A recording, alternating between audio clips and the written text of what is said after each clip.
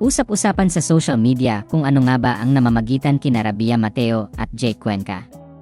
Spotted kasi ang dalawa na magkasamang dumalo sa birthday party ng kapuso child star na si Sheena Stevens. Mismong si Sheena ang nag-upload sa kanyang social media account nitong Huwebes, March 26, 2026, ng mga litrato mula sa 10th birthday celebration niya kasama ang ilang bisita niya. Makikita sa isa sa mga litrato si Sheena kasama sina Rabia at Jake.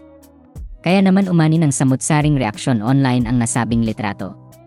Ayon sa ulat ng pep.ph, malapit sa isa't isa sina Sheena at Rabia matapos silang magsama sa GMA Prime series na Royal Blood noong 2023. Hiwalay na si Rabia Mateo sa dating nobyo niyang si Jeric Gonzalez, habang hiwalay na si Jake Cuenca sa dati niyang jowang si Chi Filomeno.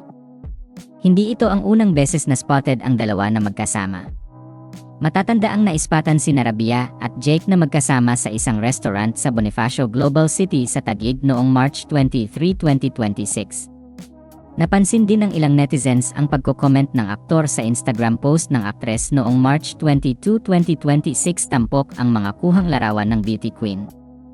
Sa ngayon ay wala pang inilalabas na pahayag o reaksyon sina Rabia at Jake tungkol sa napapabalita nilang relasyon.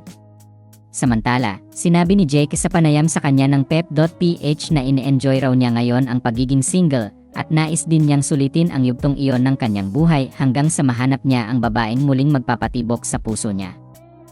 Ayon pa sa kanya, masaya raw siya sa estado ng buhay niya kung saan nakakamit siya ng ibang tao at na-appreciate din daw niya ang mga simpleng koneksyon ng walang pressure.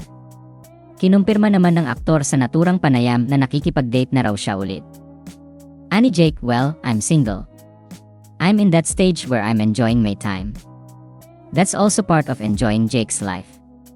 So parang, I'm finding myself again. And I'm really lucky to be meeting, like amazing people at the same time. Really fortunate to be meeting like, amazing people who are great company as well. Ngunit tila may pagbawi rin ang aktor sa sinabi niya noon na kung papasok siya muli sa isang relasyon ay nais niya sanang non-showbiz ang babaeng makakatuluyan niya. Anya, can't really make those promises. Sa akin, I like what I like. Kung may gusto ko talaga. So whether it's showbiz, non-showbiz, I can't really promise that. For me, I like what I like. So kapag gusto ko ang isang babae, it doesn't really matter to me if she's showbiz or non-showbiz. Ibinahagi rin ng aktor sa naturang panayam ang pananaw niya pagdating sa pakikipagrelasyon at kung paano niya tratuhin ang isang babae. Ani Jake, for me, I feel like a woman should be proud to be a woman. So if I'm with a woman, regardless if I'm just dating her or may partner, responsibilidad ko siya. So, I'm gonna treat her to the best of my capability.